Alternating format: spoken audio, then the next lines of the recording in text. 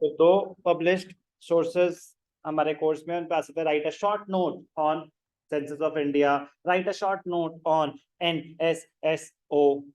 तो क्या है ये सेंसस ऑफ इंडिया? इतनी बार हमने सुन लिया। The census of India provides the most complete and continuous demographic record. What do you mean by demography, Vanya?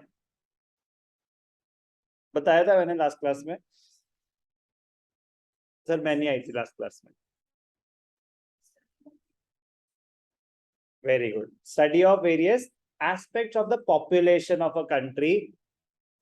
For example, फिर ऐड कर देंगे तो फिर वो कंप्लीट हो जाएगा। Birth rate, death rate, infant mortality rate, life expectancy rate, demographic record of the population. The census is being regularly conducted every 10 years since 1881. तो question आया, first official census 1881 during the British rule. The first census after independence was held in 1951. तो ध्यान से देखना, वो खेल जाते हैं आपके साथ कभी कभी, क्योंकि आप फर्स्ट सेंसस कीवर्ड्स पढ़ते हो और आंसर दे देते हो। फर्स्ट सेंसस आफ्टर इंडिपेंडेंस एक अलग क्वेश्चन हो जाता है, फर्स्ट ऑफिशियल सेंसस एक अलग क्वेश्चन। तो अगर सिर्फ आया फर्स्ट सेंसस तो that is 1881। First census after independence, question he change कर दिया ना उन्होंने। तो कुछ बच्चे जो ऊपर ऊपर से, मतलब जल्दी में होते हैं ना पेपर में, नॉर्मल एरर है, मतलब मैं भी आपकी जगह हूं तो जल्दी में कर सकता हूँ ऐसा एरर कि first census answer, after independence तो पढ़ा ही नहीं। तो स्टार्टिंग से लेके एंड तक क्वेश्चन को पूरा ध्यान से जरूर पढ़ना। First census after independence is 1951, after independence. Indian census has been a fascinating source of data to scholars. तो ना ह्यूज डेटा होता तो इंटरेस्टिंग है अगर पढ़ने पे आए, बट इंटरेस्ट होगा तो इंटरेस्टिंग होगा। Scholars and researchers in demography, economics, anthropology, sociology, statistics, and many other disciplines.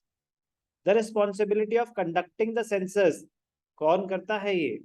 It rests with the office of Registrar General and Census Commissioner of India under Ministry of Home Affairs. तो किस ministry के under आता है collection of census? Ministry of home affairs. Ministry of home affairs.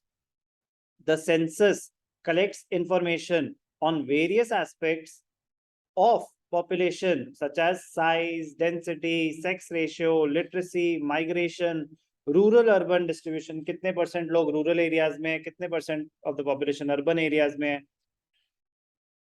अभी भी 80 to 85% of the population is in rural areas.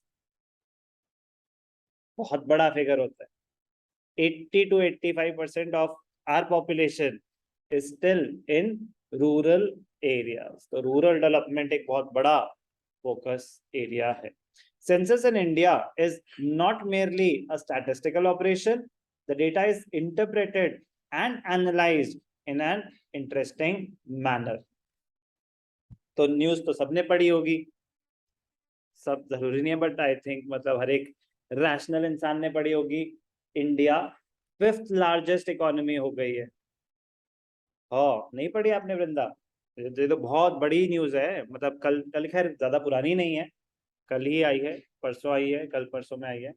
India has become the 5th largest economy in the world. They have replaced United kingdom. जब last year 2019-20 में UK 5th number पे थे, India 11th number पे थी। अब India 5th largest economy है as on date, UK से भी आगे।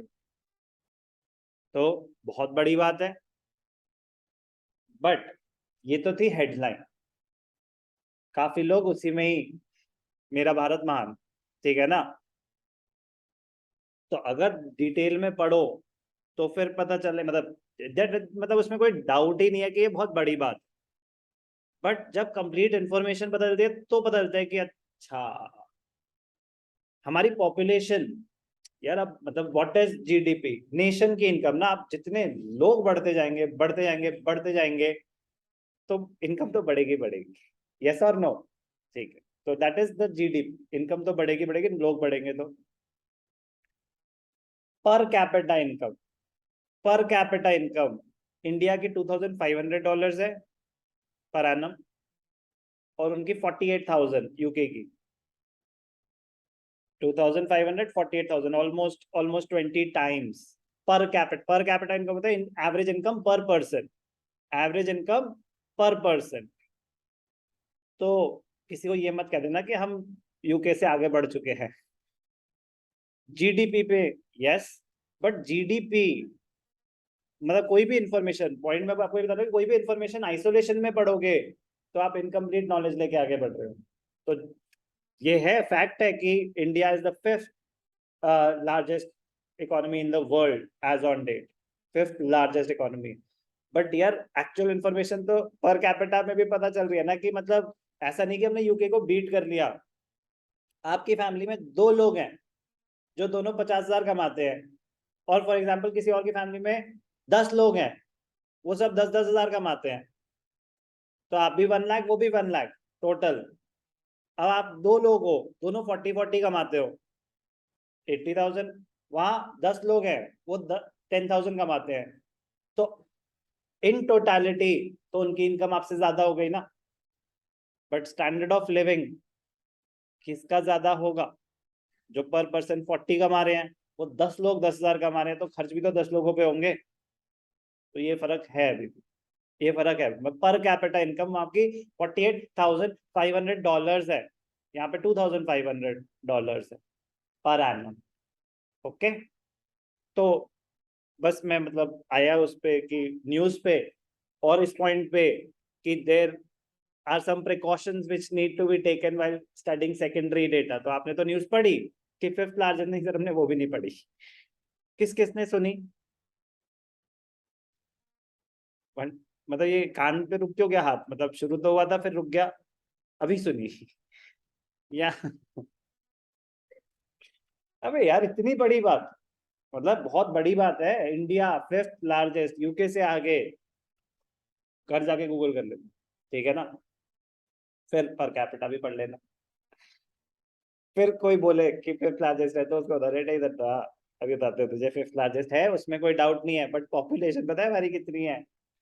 तो ठीक है, मतलब it is a good sign, but मैं कह रहा हूँ कि हम तो फिर और पोटेंशियल रखते हैं। ये तो कुछ भी नहीं है, मतलब एक्चुअली 10 इयर्स में अगर सब कुछ सही रहा तो हम तो बहुत आगे बढ़ सकते हैं, बहुत आगे, क्योंकि पोटेंशियल है। The most recent census of India was performed in 2011. It was the 15th census in an unbroken series and the 7th after independence. Let's read once. So, census of India. Short note.